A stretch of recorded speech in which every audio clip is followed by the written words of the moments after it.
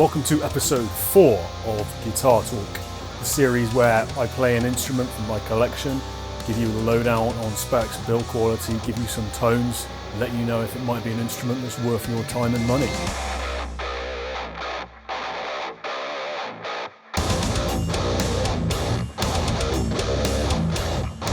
In this episode, we are checking out this beauty, the Legator N8FOD Ninja Arctic something. Oh god, I'll put what it is in the description. It's an 8-string. I hear you cry. It's the first 8-string on this channel that we've reviewed. Wow. I mean, if you want to make a statement and you're looking for something a little bit different, this guitar is it. The first thing to talk about has got to be the finish. I mean, look at it. It's stunning. It's a Buckeye Burl top. For those who don't know, Buckeye Burl is one of the rarer types of wood. If you do some reading up on it, it's actually quite interesting. Well, it is to me because I'm a boring fuck. But Buckeye is one of the most difficult woods to mill and one of the most difficult woods to source. One of the reasons for that is that rattlesnakes tend to live within the cavities, and so if you're out chopping down trees, there's a good chance you're going to get bitten by a rattlesnake. And one of the other reasons is that when you dry out Buckeye to use it, it reduces its size by something like 7 or 8 times. So in order to get, say for example, a top to use on a guitar, you're going to need to get a way bigger piece of wood to begin with, which is part of the reason it's so expensive.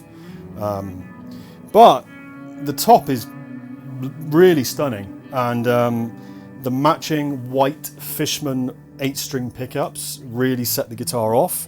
It has a roasted maple one-piece neck with stainless steel frets, which again is a really interesting and individual look on the guitar. The fret markers are abalone, which look really nice against the burl top, and the side dot markers are lumen lays. Something to note just about this finish is I feel like this guitar looks better in person than it does in the pictures. I ordered this guitar off Thomann, and I also checked it out on Legator's official website. In the pictures, the top is a real blue colour, and it comes across as to me like a two-tone guitar, so it's white and blue. Whereas in person, it kind of is more like a white guitar, but with a transparent finish to show off the burl top underneath, which looks, I way prefer it. I mean, I already liked how it looked in pictures, but when it arrived, I was like, wow, this looks even better. So I wouldn't say the pictures are totally accurate in terms of what you're getting, but I'd say it's an even better look. It's kind of more subtle and kind of less in your face, and I really like that. The other thing to note is the white 8-string Fishman Fluence Modern pickups.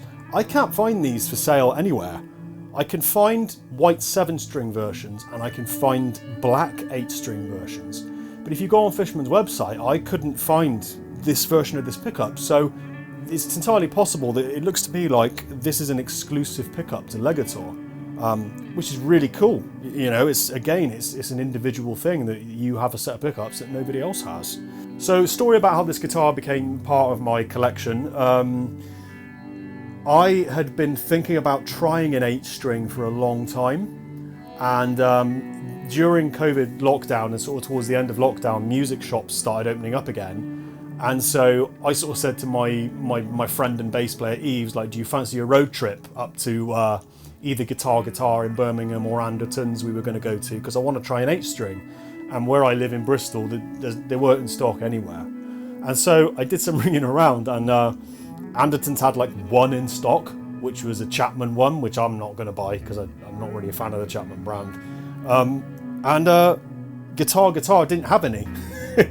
This is Guitar Birmingham, which is massive. It's like one of the biggest music shops. And when I rang up and I said to the guy, oh, do you have any 8-strings in stock? He kind of laughed. He was like, as if to say, like, why the hell do you want one of those?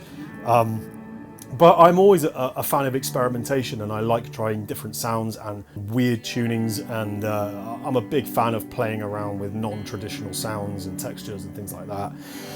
And so basically, the long and short of it is I ended up just fucking buying an 8-string, having never played one, taking a big risk. I will say that buying one from Thomann was reassuring, because Thomann basically have one of the best returns policies you can get. They have a 30-day returns where you can just return it for no reason, and they have a 3-year warranty, which is like shit hot. So I thought, well, worst case scenario, if I really don't like it, I'll just send it back. Now, as it happens, I absolutely love this thing. And this is a guitar I write a lot of music on. And as soon as I picked it up, I felt inspired and wanted to write on it. Maybe a reason for that is it has such a vibe to it, this guitar. I mean, the way it looks is just nuts. I mean, I can imagine it's probably too much for some people. It's kind of like, you know, as my friend Eve says, it's like the most death metal guitar, but with the least death metal finish. Also is just the way it sounds. I mean, this guitar has so much like spank to it and so much metallicness to the raw acoustic tone, and I guess that's to do with the bolt-on construction and the fact that there's a Buckeye burl top, but it's just really super resonant, just really, really spanky, and you'll see in a minute, for that reason, the cleans out of it are just fucking beautiful.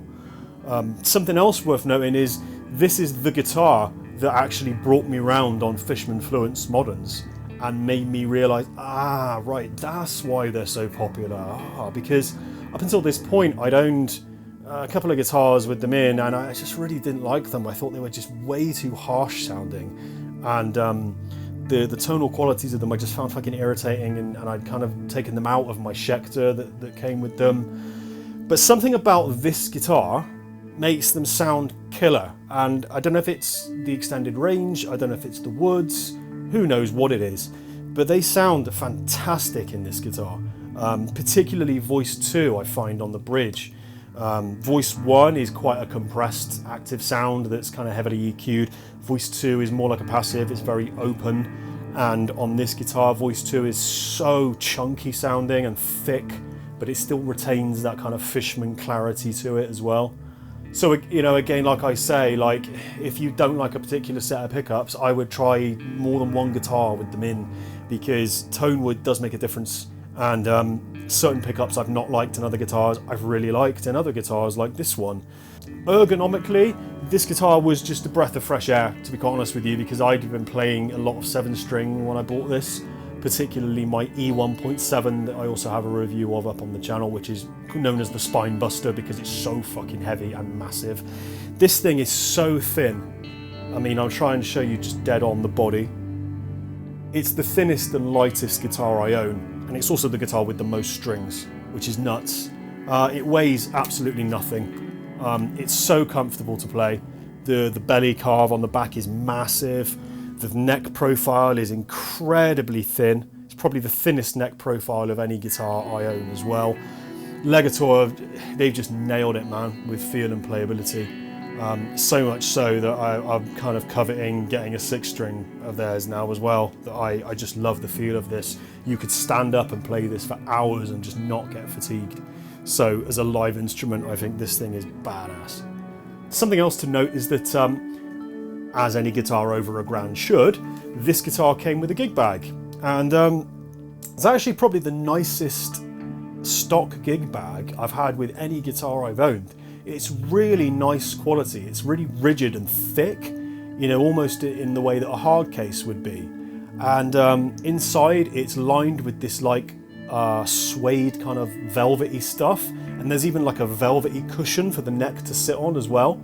I know a lot of gig bags have that strap where you can secure the neck, but this thing has its own little like satin pillow. It's just a really nice touch, do you know what I mean? And something that, to be honest with you, you should get with any guitar over $1,000. I mean, I've been looking at the new range of BC Rich Shredzillas recently, and they look great, but they don't even come with a fucking gig bag, and they're like 1,500 quid. So that's just something to note. You know, it's real easy to just skimp out and put a cheap shitty gig bag in there. Just little things like that, just add to the overall experience. You know, it's your first impression of a guitar when you buy it. You open the gig bag and you have a look, and you don't want your first impression to be, oh, this gig bag's a cheap piece of shit. Good job, Legator. It's a good job. So let's get some tones out of this absolute monster. I'll give you some disgusting shit, but I just want to show you how nice the cleans are on this. They sound beautiful.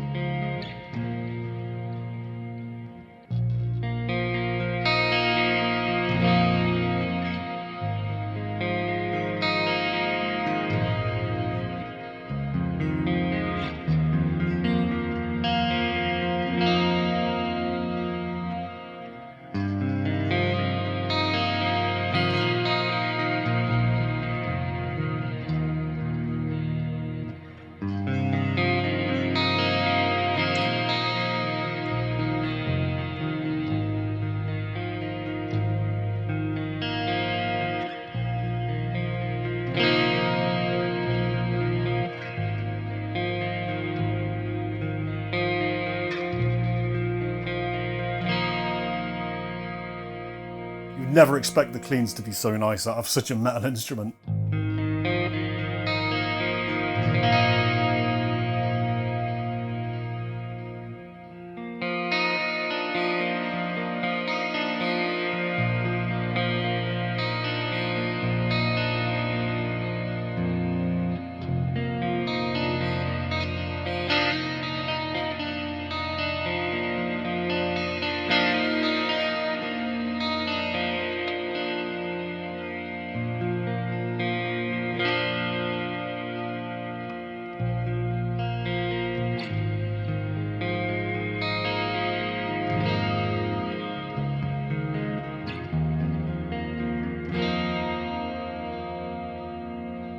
So disgusting stuff now. This is using voice 2, which is on a push-pull at the pot.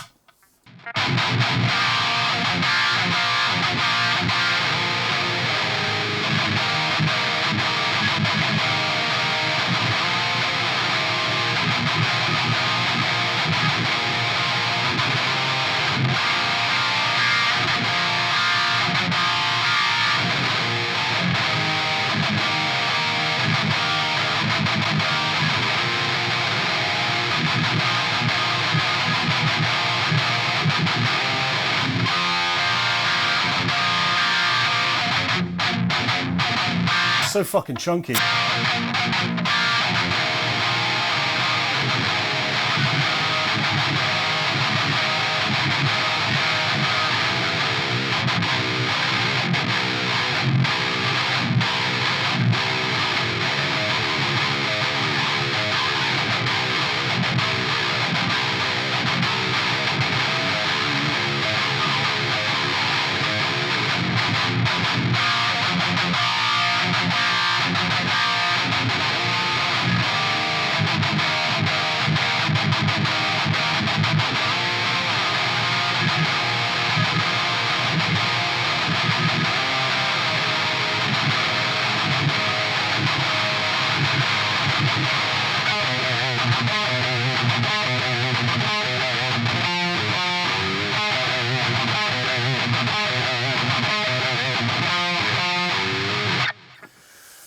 Awesome sounds, just so thick, but just so like clear as well at the same time. Like I said, like there's something about this particular pickup configuration, this particular guitar. I don't know, it's like greater than the sum of its parts, is that kind of thing. But the cleans are stunning, the distorted sounds are just chunky and just really clear. Like, absolutely love it. Legator are in the process of sort of trying to rebuild their reputation in terms of build quality. They're quite a young company, and from what I read online, the early models weren't very good build quality wise. So, you know, if you Google like Legator build quality, you're going to get a ton of fucking horror stories. From everything I've researched about the company, it appears that they've moved factories since then, and they've completely revamped their QC process. I have to say this guitar is almost perfect. I can't really fault it for very much. There's a tiny issue I can see around the bridge pickup cavity where there's some kind of like dotted open pore.